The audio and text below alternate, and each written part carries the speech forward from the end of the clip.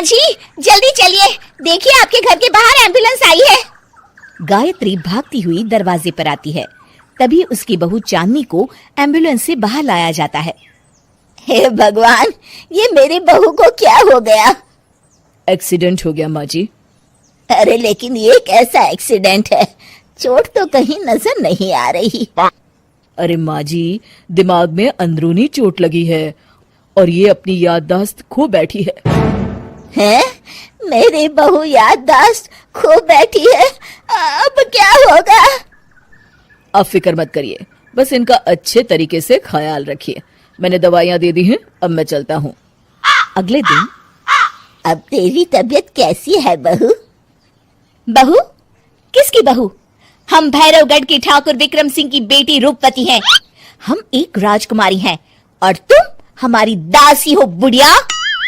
अरे बेटा विशाल, बहू कैसी बहकी बातें कर रही है। अरे कुछ मत पूछो माँ, रात को मुझसे अपने पैर दबा रही थी। सर पर चोट लगने की वजह से इसका दिमाग पूरी तरह खराब हो गया है और ये अपने आप को राजकुमारी समझ रही है। तभी वहाँ चांदनी आ जाती है। तुम दोनों यहाँ क्या खुसुर फुसुर कर रहे हो?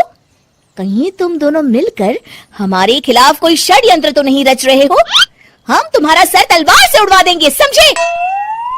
अरे नहीं नहीं राजकुमारी जी, हम तो आपके सेवक हैं। भला हमारी इतनी हिम्मत?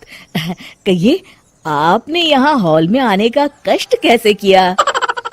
हमें बहुत भूख लगी है। ए दासी, जल्दी से हमारे लिए भोजन का प्रबंध करो। आज हम शाही कबाब खाएंगे। विशाल अपनी माँ को चांदनी की बात मानने के लिए इशारा करता है। ठीक है राजकुमारी जी, मैं अभी आपके लिए भोजन लेकर आती हूँ।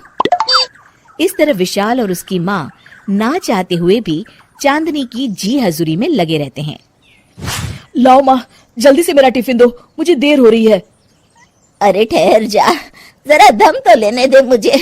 सारे घर का काम मुझे अकेली को करना पड़ता है। तेरी बीवी तो राजकुमारी बनी बैठी है, सारा दिन हुक्म चलाती रहती है। अरे माँ, मेरा भी तो यही हाल है। फिलहाल तुम मेरा टिफिन दे दो, मैं चला। रुको, कहाँ जा रहे हो? अरे मर गया रे, ये कहाँ से आ धमकी?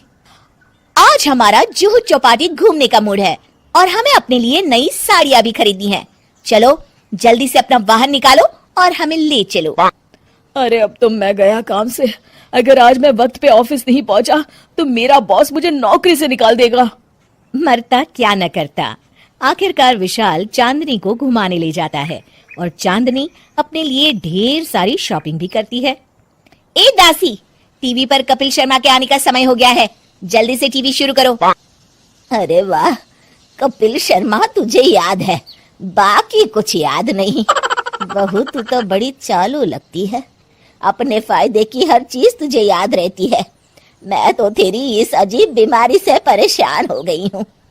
अगले दिन, अरे डॉक्टर साहब, आप इतने दिन से मेरी बहू का इलाज कर रहे हैं, लेकिन उसकी बीमारी तो सुधरने के बजाय और बढ़ती जा रही है। अरे माँ जी, ये दिमागी बीमारी है।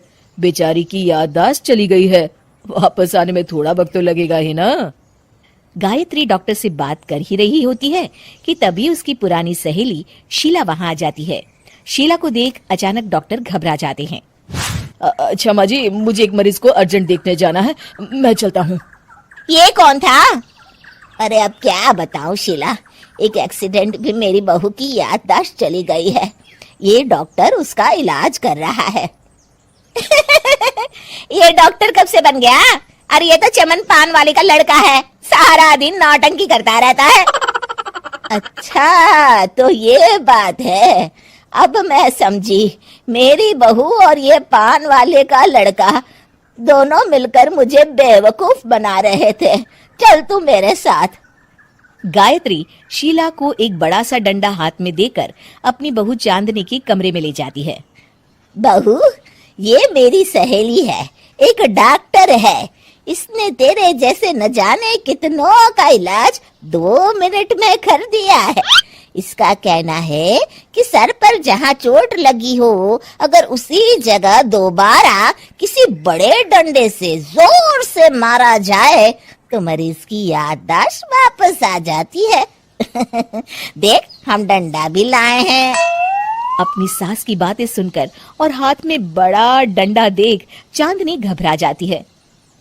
अरे बाप रे, मैं तो फंस गई। इस डंडे की एक बार की वार से ही मैं तो चारों खाने चित हो जाऊंगी।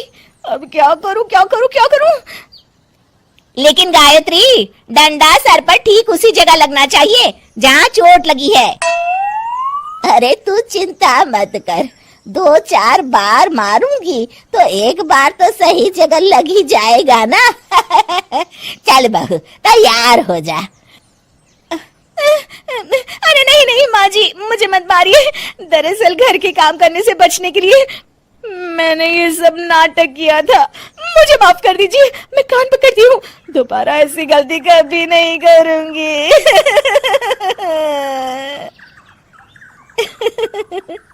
क्यों दोस्तों, कहानी कैसी लगी हमें जरूर बताइएगा।